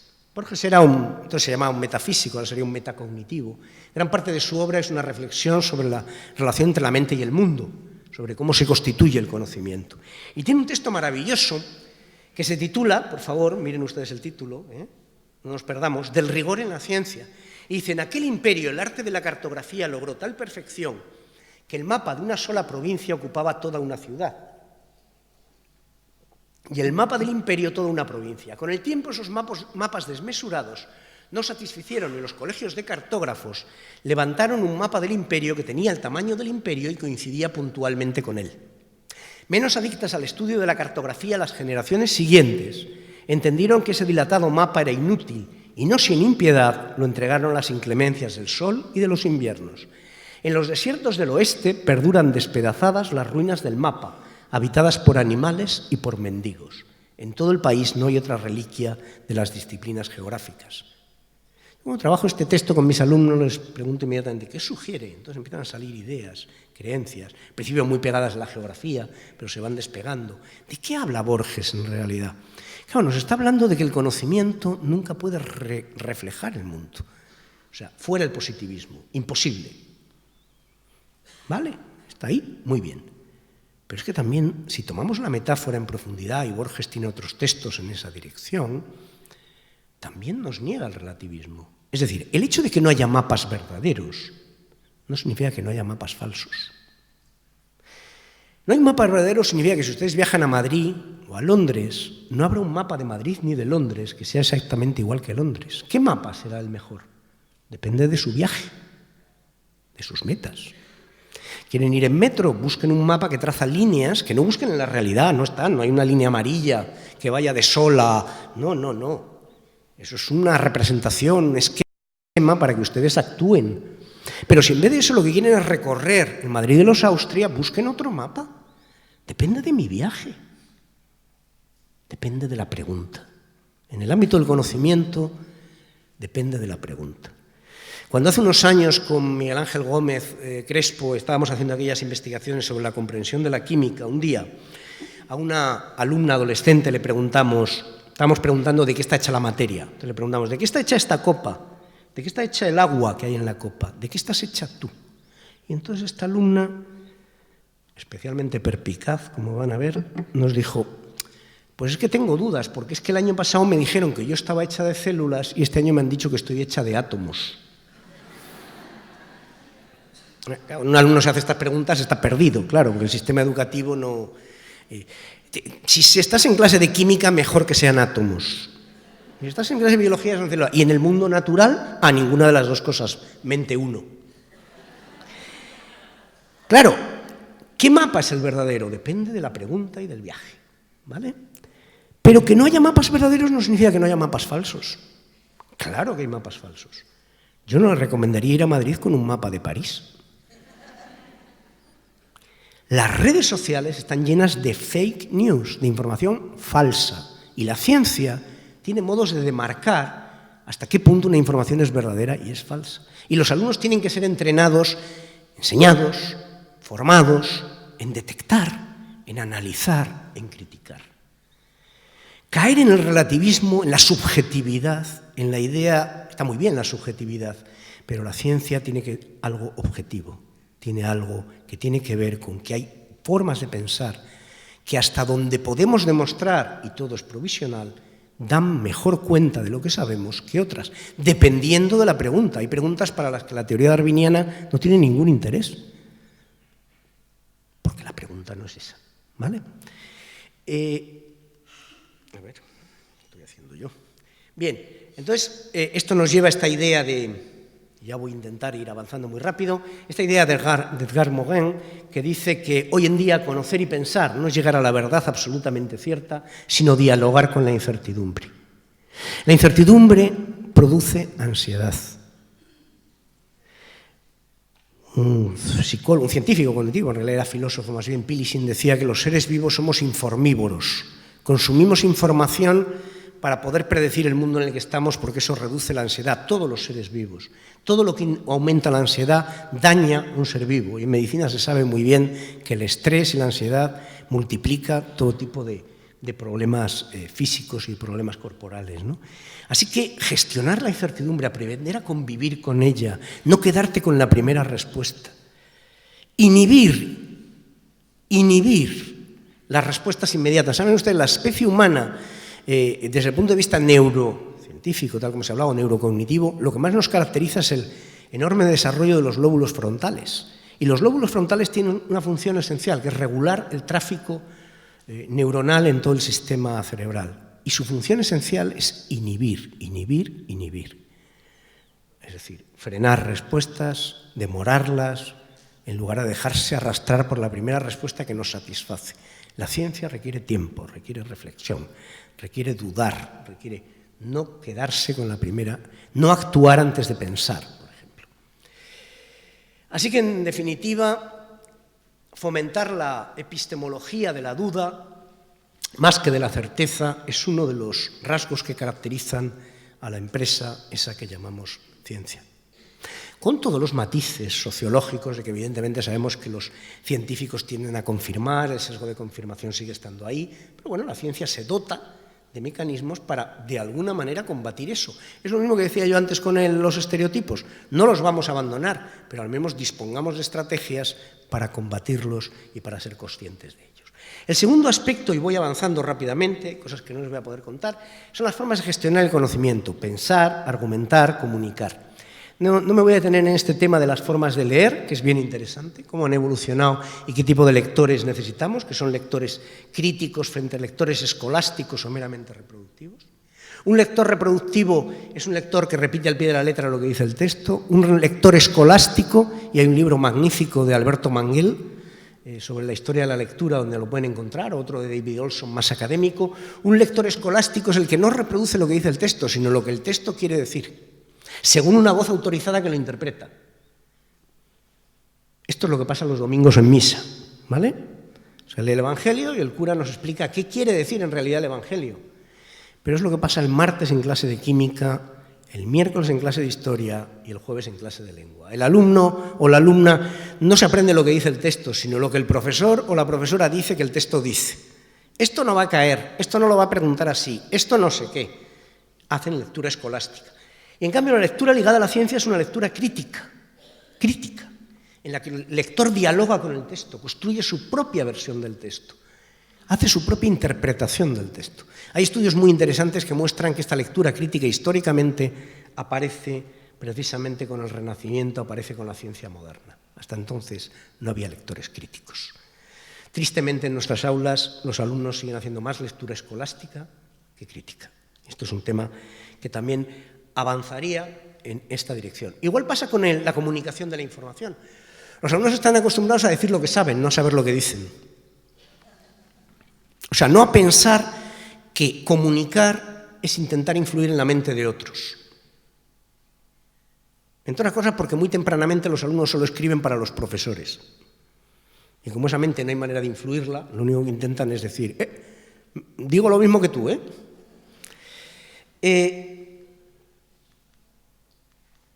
fomentar el diálogo frente al monólogo, verdadero diálogo, interacción.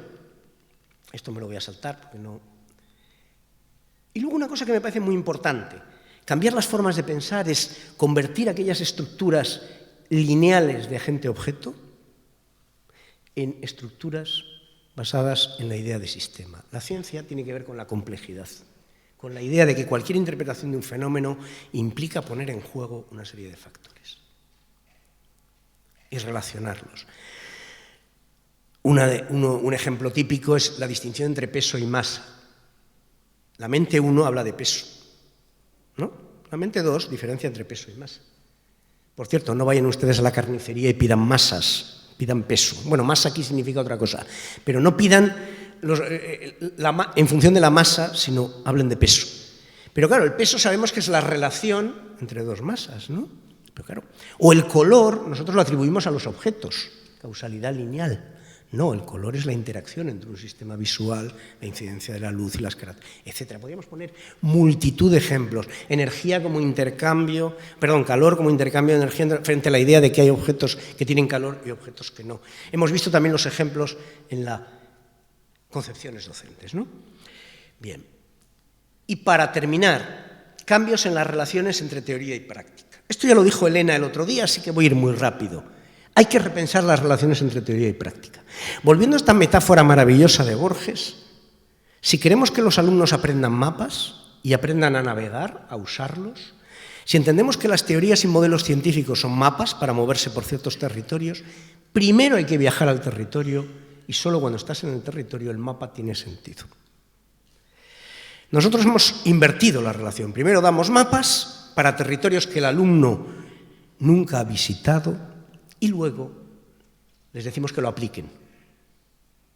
Primero hay que viajar al territorio.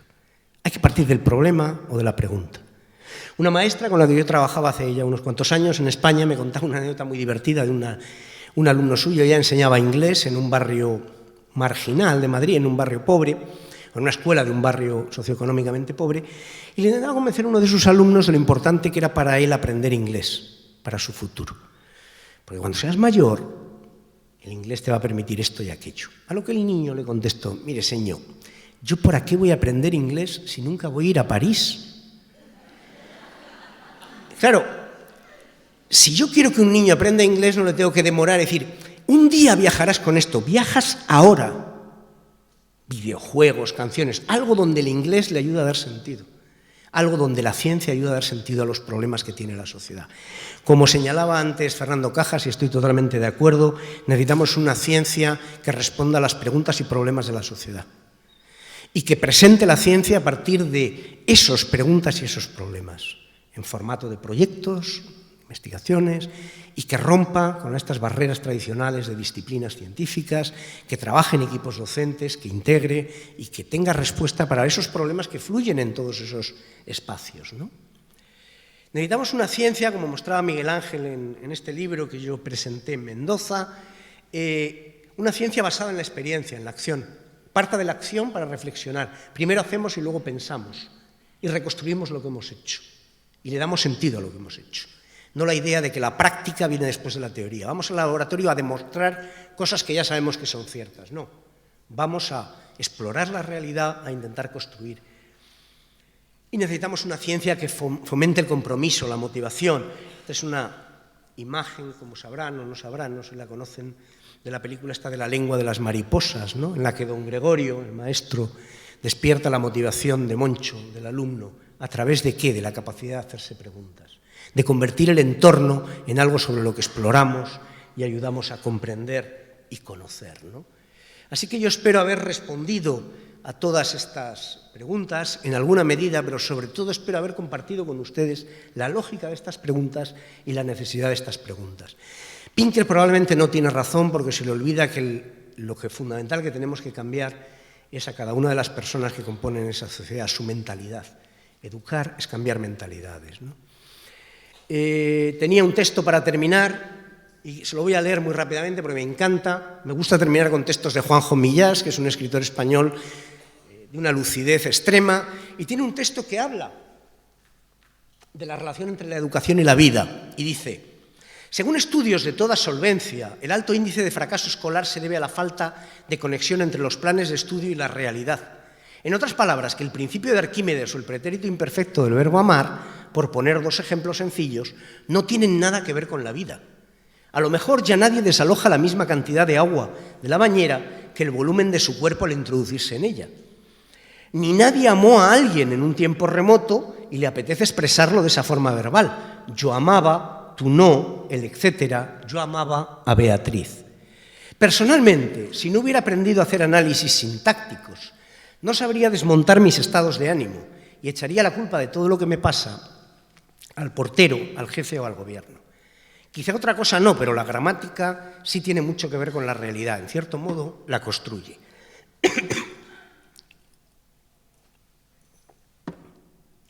Y es que continuamos llamando realidad cualquier cosa. No aprendemos. De modo que hay días en los que se asoma uno a la ventana o a los pactos municipales y le dan ganas, en efecto, de coger la mochila de su hijo y correr al colegio para huir de la quema. En otras palabras, que visto lo visto, quizás sería preferible que los planes de estudio continuaran alejados de la realidad. Vida y cultura no deberían ser dos cosas diferentes, pero si llegaran a serlo y hubiera que elegir, uno preferiría quedarse con la cultura. La vida da asco, con perdón, del asco. Muchas gracias por su atención.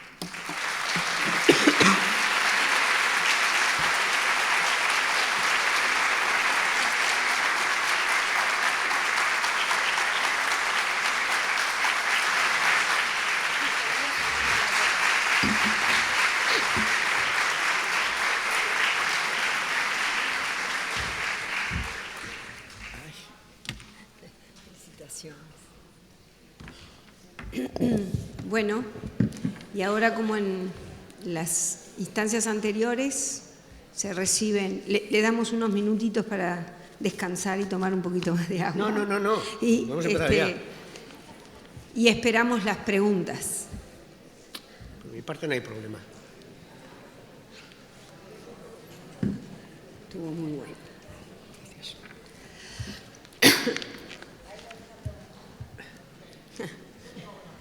A ver. Yo solo es una. Cuando os hablo de la motivación, y que no es... Yo tengo una frase que es de una hija, y te quiero preguntar si es realidad.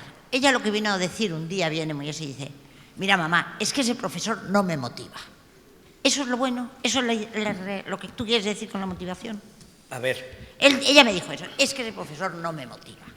A ver. No. Diría no. La motivación es responsabilidad del que aprende. Yo no puedo motivar a alguien directamente. Lo que puedo hacer es generar condiciones más o menos favorables. Entonces, tu hija tiene razón, quizá técnicamente no, pero tiene toda la razón. Y voy a ir a cuál es la idea. ¿Qué significa motivar? Motivar etimológicamente significa moverse hacia algo. ¿Así? Es poner en movimiento algo, romper una inercia. Claxton dice que motivar es cambiar las prioridades en una persona. Yo no puedo presuponer que en la educación obligatoria mis alumnos, o tus alumnos, o cualquier alumno está interesado por la ciencia. Tengo que cambiar sus prioridades. Tengo que partir de que su prioridad es aprobar la asignatura. A mí me pasa con mis alumnos también. Pero tengo que intentar conseguir que por el camino descubran que esa asignatura les proporciona algo más que el aprobado, les proporciona un conocimiento que les ayuda a entender cosas, a tomar decisiones. Entonces, motivar es cambiar prioridades. Entonces, claro, ¿cómo se gestiona habitualmente la motivación en las aulas? Y es donde tu hija probablemente tiene razón. Se gestiona por un proceso muy simple que es el control del rendimiento. Motivar está muy ligado a aprender y suspender, aprobar y suspender. Entonces, claro, cuando alguien para aprobar no necesita hacer un gran esfuerzo o no quiere aprobar, deja de motivarse, deja de esforzarse, porque la motivación está ligada al esfuerzo. Entonces, sí que es responsabilidad de los docentes crear espacios, como en el caso de don Gregorio, que estimulen, que te lleven a diseñar, a pensar en nuevas metas, a hacerte nuevas preguntas, a ir más allá de lo que ya eres, ¿no? A inquietarte. Motivar es inquietar. Entonces, realmente hay muchos profesores que no inquietan. Con mis hijas a mí me ha pasado una experiencia parecida, pero un poco distinta, que es que una vez una de mis hijas me pide que le ayude con un tema, por cierto, era de ciencias. Entonces, yo cuando estoy mirando el tema y veo el libro de texto, digo, caray, se quejan de que los alumnos no están motivadas. Si mi hija se motiva por esto, yo tengo un problema. No es normal que un adolescente se interese por la meiosis, francamente. O sea, se puede interesar por un problema cuya respuesta sea la meiosis, pero es un tema distinto. Entonces, yo, por ejemplo, trabajando con profesores de biología, un grupo recuerdo perfectamente un seminario, y me decían, es que a los alumnos no les interesa la genética. Claro, el guisante de Mendel, pues la verdad es que no. Pero ¿no les interesa saber si van a heredar el mal genio de su padre o de su madre? ¿Por qué su hermano o hermana tiene los ojos claros y ellas oscuros? ¿Tú crees que no les interesa? Claro, tenemos que partir de otra pregunta para que el conocimiento sea la respuesta a esa pregunta. En ese sentido, los profesores tenemos mucho que hacer por la motivación. Pero al final el responsable de la motivación es el propio alumno, sobre todo los mayores, ¿no? Pero vamos, sí que es un problema clarísimo. En la educación selectiva no había problemas de motivación. El que no quería, fuera. Y ahora, claro, muchos alumnos que es que a mí lo que me estás dando a cambio no me compensa el esfuerzo, ¿no? ¿Otra pregunta? Sí, buen día. Yo quiero hacerle una pregunta. Usted habló... Perdona, ¿quién eres? Sí. Viviana Bosa, de Argentina, Córdoba. Bien, gracias. Usted habló de la cantidad de chicos que recibíamos en Argentina, bastantes, en una época, ya no tantos, que tomaban Ritalina. O sea, chicos con atención dispersa, chicos inquietos, ¿sí? Hoy en día cada vez tenemos más chicos con síndrome de Asperger. Autismo algunos, pero muchos con síndrome de Asperger. ¿Es un problema psicológico? ¿Qué podemos hacer los docentes cuando estamos frente a chicos con síndrome de Asperger? A ver, es complicado, yo no soy especialista en el tema.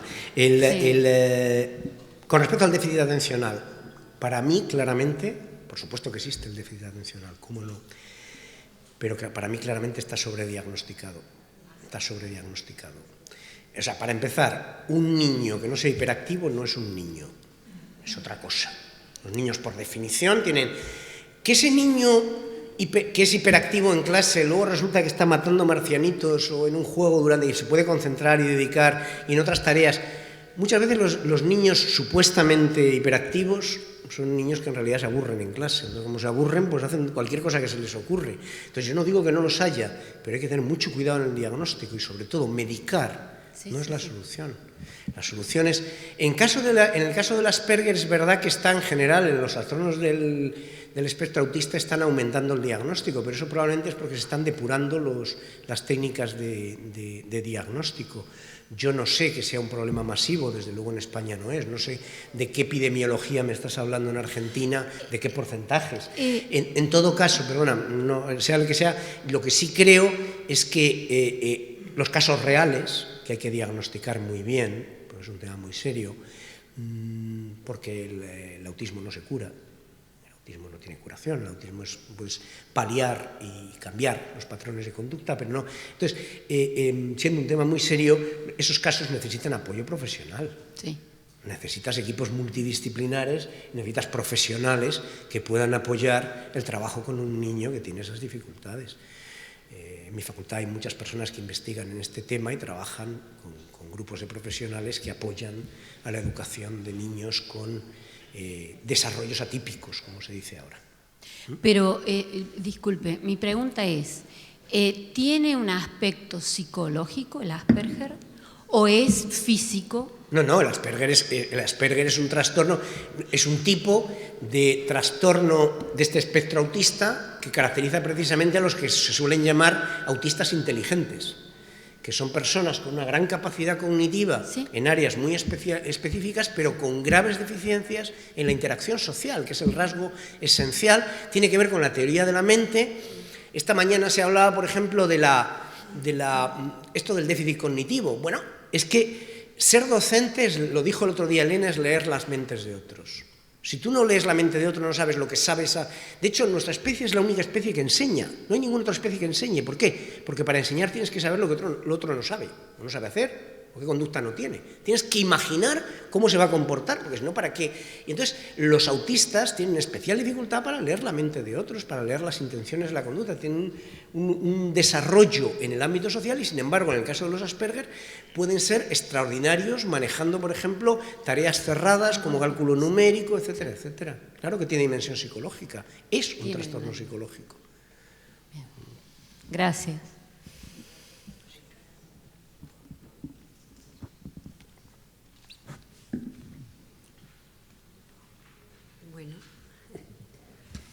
¿No hay más preguntas, comentarios?